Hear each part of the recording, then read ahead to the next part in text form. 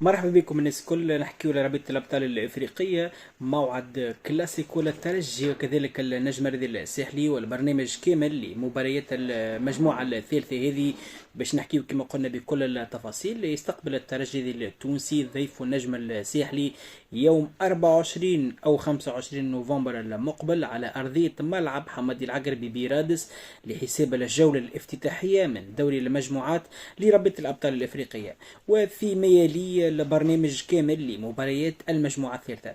بالنسبة للمجموعة الأولى نهار 24 و 25 نوفمبر 2023 الترجي التونسي يستقبل ليتوال كيف ما قلنا، بيترو أتلتيكو الأنغولي الهلال السوداني. الجولة الثانية بتجي نهار 1 و 2 ديسمبر 2023 الهلال السوداني يستقبل الترجي التونسي، ليتوال يستقبل بيترو أتلتيكو الأنغولي.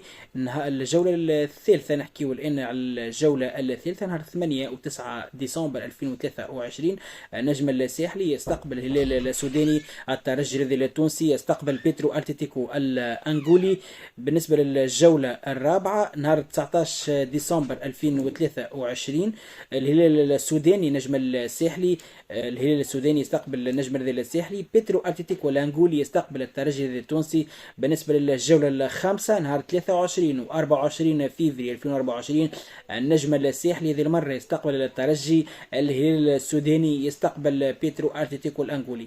الجولة السادسة والأخيرة نهار 1 و 2 مارس 2024 الترجي التونسي يستقبل الهلال السوداني، بيترو أتلتيكو الأنغولي يستقبل النجم الرياضي الساحلي. كما قلنا حظ موفق لفرقنا التونسية الترجي والإتوال، نتمناوهم يترشحوا الاثنين بالطبيعة ان شاء الله. كما قلنا تدور المباريات في كنف الروح الرياضية، وان شاء الله هم زوز فرق توانسة ما نتمناو لهم الزوز الترشح، وان شاء الله ترجع لكيبات توانسة الى يرجعوا لكيبات توانسة معنا بكل صراحة. معنا الامجاد نتاعهم من الإتوال نتفكروا مليح 2007، والترجي كذلك 2011 2018 2019.